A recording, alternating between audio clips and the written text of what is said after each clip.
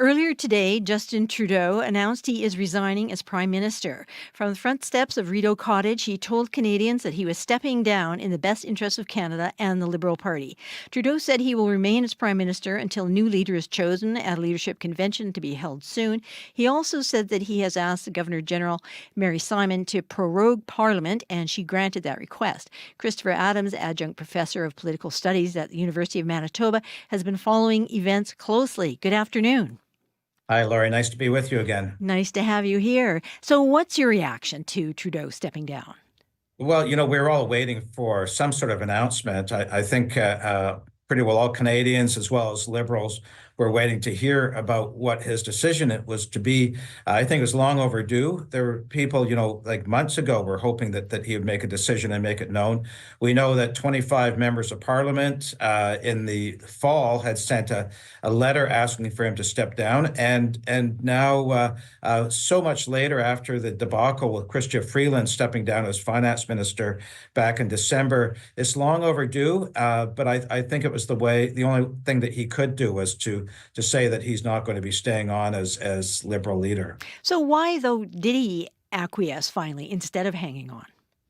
Well, we do know that over the past few weeks that the regional caucuses, not just the full national caucus, but within the caucus of the elected members of Parliament who are Liberal, that the different regions were coming forward saying that most of their members were saying that he should step down. And that included Atlantic Canada, included Quebec, and included the Ontario caucus. And we knew in the West he wasn't very popular. So where does that leave him? It leaves him with a caucus that isn't backing him up. And you can't be the leader of a party when your members of your caucus aren't in support of you. So it was really an intolerable position for him to stay in if he continued to be walking in the snow, to use that metaphor. Mm-hmm. So Trudeau said his resignation will reduce the level of polarization in the House and bring the temperature down. Is that likely? Well, it might.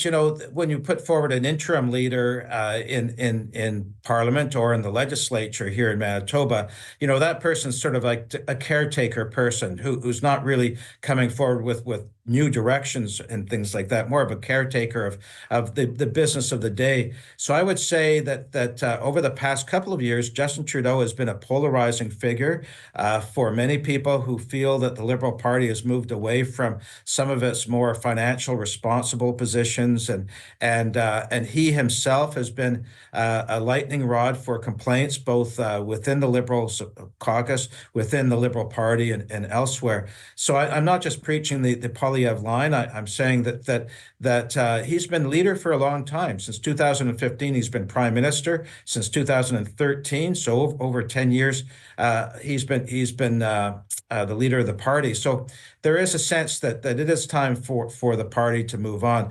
Like, you might remember that when Jean Chrétien had his difficulties with Paul Martin, and when he stepped down, there was a sense that he had really gone too long as the leader of the Liberal Party. And there is that sense with Justin Trudeau. So Parliament is prorogued, which will delay the start of the new session of Parliament. What will that do? Well, all legislation that was in action, with things being voted on, bills, things like that, will be suspended. Everything drops. And so we were expecting for those who didn't expect a proroguing of the House, there was the expectation that the House of Commons would resume its business of the current session come late January, but that now will not happen. So all those bills that were being worked on and that were supposed to be going through second and third reading, all those bills get dropped. So right now it's a new session that will be happening when Parliament comes back together, and there'll be a speech from the throne. And likely at that point, there'll be a non-confidence vote.